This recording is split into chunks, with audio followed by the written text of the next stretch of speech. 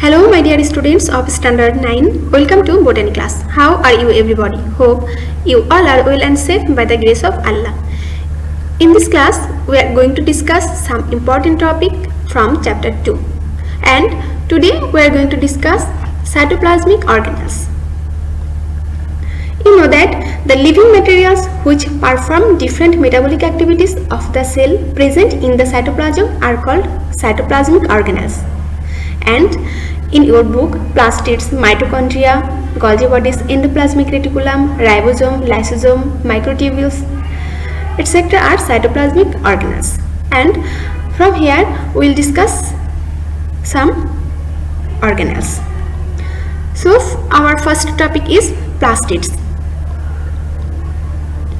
Plastids are double layer membrane organelles which are found in the cells of plants and algae.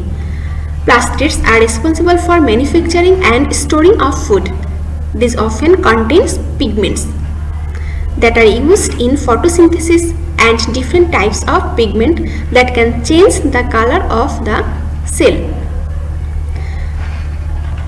Do you know who did discover plastid? Scientist Schimper did discover plastids. Now let's go different types of plastids.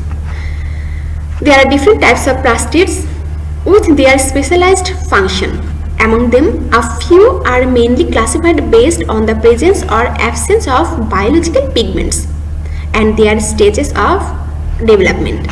First one is chloroplast, second one is chromoplast, and third one is leucoplast. I think you know about the chloroplast. Chloroplast is green color plastid. So the plastid which is responsible for green color in plant part is known as chloroplast.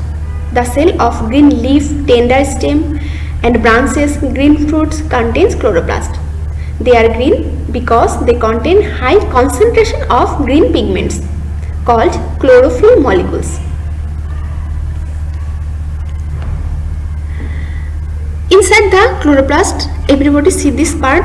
This part is called grana. Okay.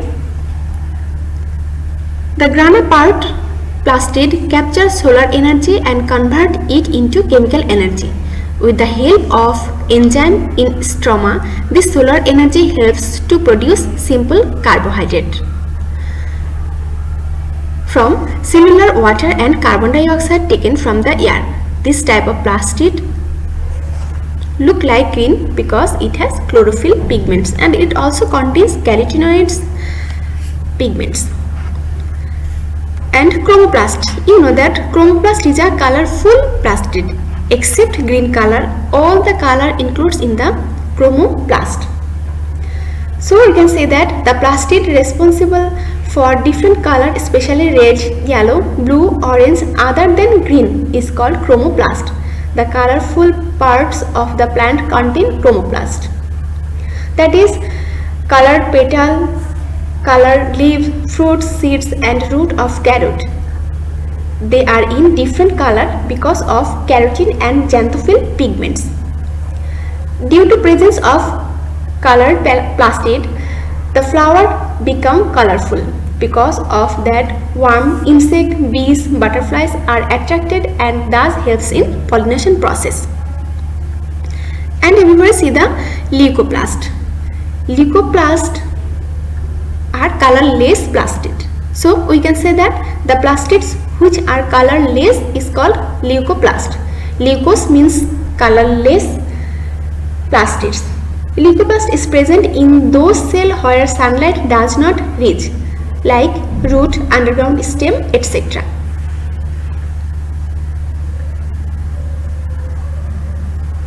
Leucoplast can be transformed into chromoplast or chloroplast when they can come in contact with sunlight. Okay everybody, now let's see the structure of chloroplast.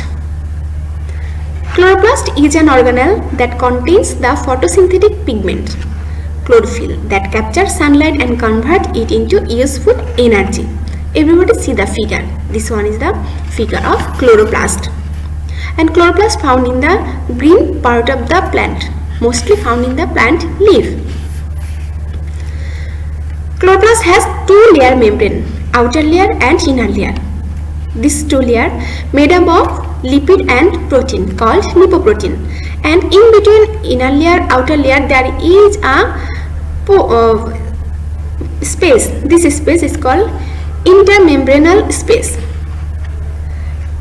In the chloroplast there is a jelly-like liquid substance. This jelly-like liquid substance is called stroma. Inside the stroma there are present many enzymes. Okay, you know that photosynthesis has two parts, dark part and light part. So the reaction of dark part takes place in the stroma. In the stroma there are 40 to 80 well-arranged barrel-shaped grana are present. Everybody see this part is called grana and singular form granum. Each grana contains 5 to 25 granum discs or thylakoid. Two adjacent grana are connected by a fine structure. This fine structure is called grana or stroma lamellae. Okay. In the membrane of thylakoid there is a granules. These granules are called quantosome. Quantosome contains many pigments. Okay, with the help of pigment photosynthesis takes place. And in the membrane of thylakoid there is many enzymes. And I am telling that the photosynthesis has two parts, light part and dark part. The reaction of light part takes place in the membrane of thylakoid. And here in the chloroplast there is ribosome and DNA, circular DNA. Ribosome is a prokaryotic type ribosome. Prokaryotic type ribosome. Okay. And here is a circular DNA. For this presence ribosome and circular DNA, this means chloroplast has semi-autonomous characteristics because chloroplast replicates itself for the presence of DNA. Okay everybody, let's see this slide. Here the written description of structure of chloroplast. Okay everybody, now let's see another cytoplasmic organelles, Golgi bodies. Have you seen Golgi bodies? Okay everybody, see the figure. The organelles which have flat, long, tube-like structure remain united together near the nucleus is known as Golgi bodies. In 1898, a scientist named Camillo Golgi for the first time it observed in the nerve cell of owl and cat. These organelles were later named Golgi bodies after the scientist named Camillo Golgi. Golgi bodies mainly found in the plant cell and rarely found in the animal cell and rarely found in the plant cell. Structurally, it consists of three parts: cisternae, vesicle and vacuole. Cisternae is a flat part covered with single layer membrane, remains parallel. Everybody see this figure? This part is a long and flat structure and position to the parallel. This one is cisternae. Vesicle, it is sac-like part remain with cisternae. Everybody see this figure? This portion is a vesicle and vacuole, comparatively small round part assembled together with cisternae. It is called vesicle or vacuole. Okay, everybody, next the another cytoplasmic organelle, endoplasmic reticulum. The net-like structure, tubular, having hollow cavities seen in the cytoplasm is known as endoplasmic reticulum. In 1945, K.R. Porter discovered endoplasmic reticulum in the cell. Endoplasmic reticulum is of two types: rough endoplasmic reticulum and smooth endoplasmic reticulum. The reticulum which bears ribosome is known as Rush endoplasmic reticulum, and the reticulum where ribosome absent. Here everybody see this figure, there is no dot like part, that means ribosome. Ribosome is absent, is called smooth endoplasmic reticulum. Structurally, endoplasmic reticulum consists of three parts: cisternae, vesicle and tubules. It consists of two-layered semi-permeable membrane. Generally, they are branched and lie in parallel. They may stretch from the cell membrane up to nuclear membrane. The chemical composition of this membrane is lipid and protein.